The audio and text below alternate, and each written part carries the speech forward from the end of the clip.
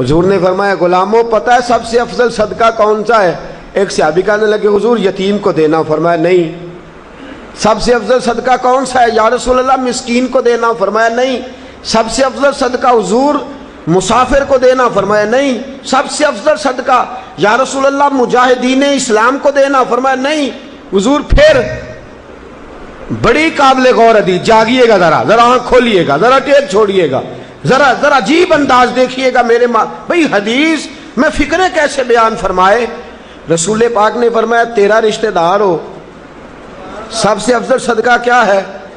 تیرا، بولیے یار، تیرا رشتہ دار ہو اور غریب ہو، حقدار ہو۔ اور اگلے لفظ بڑے عجیب ہیں، تیرا رشتہ دار ہو، غریب ہو اور تجھ سے ناراض ہو۔ کیسی بات ہے؟ فرمایا تیرا رشتہ دار ہو